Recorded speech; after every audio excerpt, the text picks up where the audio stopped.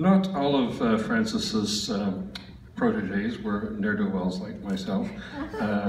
Many have gone on to great success in many fields, and it's my privilege to, as we approach the end of our time together here, to introduce someone who considered Francis a great mentor in her life. Mabel Elmer is the MLA for Vancouver Kensington.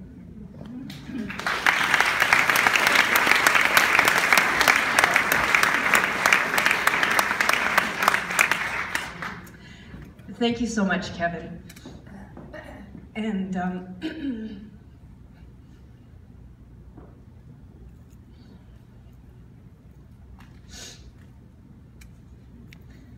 I first met Francis similar to Morgan in taking the women's history class at Women's Studies at Langara.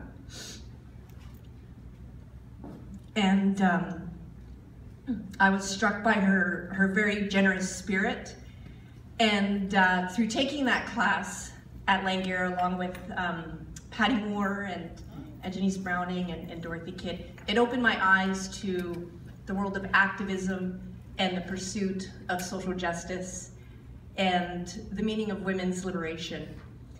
And Francis really embodied what it meant to be not just a radical feminist, but a radical lesbian feminist, and pursuing liberation, which was quite something. It opened my eyes, it transformed my world, and it really provided a path for me to go forward and make a difference in the world. And with Francis, I was, when I attended her class, I was very shy, very quiet, and you know, didn't want to say a word, but I always felt very comfortable with her. And I think when I first met her, I loved Francis. And she had a very special place for me. And when I started getting involved with the women's movement in Vancouver, and I found myself running for elected office in Vancouver Kensington as an MLA, everybody told me that you know, I wasn't going to win, I was the underdog, and that running as the candidate, I could not run as an open lesbian of color because there had never been an open lesbian of color elected in Eastern Canada. And so I pondered this, and I had a conversation with Francis back and forth, and it was, there was never an option to not be out.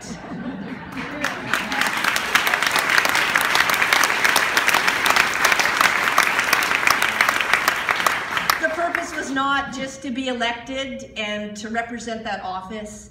The purpose was to make a change, to make a difference for people, for women, and to fight against discrimination, and to walk along the path for liberation for all people. So it was never any question.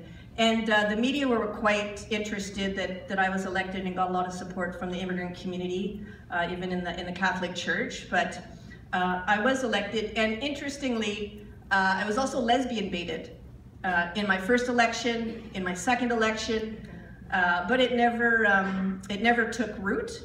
And one of the things that when I think about Francis and what a mentor she meant to me, and I've heard it reflected in so many stories shared here, is that I feel that Francis not just supported me and was a mentor and inspiration, but she really charted the way in terms of when I think of Francis and, you know, what's the way forward for our society to pursue social justice, it really is to continue along that radical feminist perspective of genuine liberation. And that's what Francis imbued in me, and that's what I see. And when I think of her and what she means, she's in my heart, and I will continue along that journey that Francis has laid out. I want to share one story of, it's not overtly political, but it was before I was elected. I was single at the time,